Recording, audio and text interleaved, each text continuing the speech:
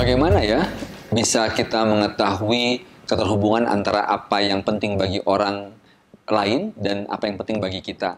Sementara kita punya kepentingan untuk menjual sesuatu, katakanlah ya, apakah menjual ide bisnis, ataukah menjual produk atau sebuah program.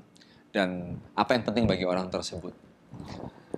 Nah, tentu saja kan waktu kita meng-approach seseorang untuk kita ajak bicara atau menawarkan sesuatu, menawarkan sebuah solusi, kita bisa lakukan dengan dua cara atau dua pendekatan. Ya, saya ambil yang ekstrim saja. Satu, random sama sekali, orang itu tidak kita kenal sama sekali, ketemu di tengah jalan, atau orang yang sudah kita seleksi.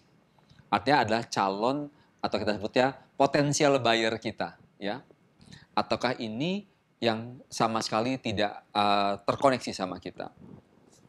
Lantas kalau di posisi yang pertama, bagaimana saya bisa mengetahui apa yang dia perlukan dengan apa yang perlu saya sampaikan, gitu. Pertanyaan yang paling mendasar, dari mana kita tahu kebutuhan seseorang? Dengan bertanya, bukan? Gitu. Nah, pertanyaannya berarti harus ada 2 atau 3 berlapis, ya. Misalkan saya mau menjual sebuah sepatu, ya, sebuah sepatu. Misalkan kalau saya bertanya gini, apakah Anda perlu sepatu, gitu? Orang langsung mikir ini pasti mau jualan sepatu, gitu ya. Enggak, gue nggak perlu sepatu, gitu. Ya. Tapi sebenarnya kita berpikir lagi, apa yang paling mungkin terhubung dari orang itu dengan sepatu kita. Nah, karena kita sadar kita bicara dengan orang yang random sama sekali, maka kita juga harus memoderasi tujuan kita. Bisa jadi tujuan kita bukan menjual sepatunya. Bisa jadi tujuan kita mendapatkan sebuah referensi dari orang itu. Atau mendapatkan sebuah validasi bahwa produk yang kita tawarkan itu benar menyelesaikan sebuah masalah. Jadi pertanyaannya bisa jadi seperti ini bentuknya. Apakah berjalan yang nyaman itu penting buat Anda? Gitu.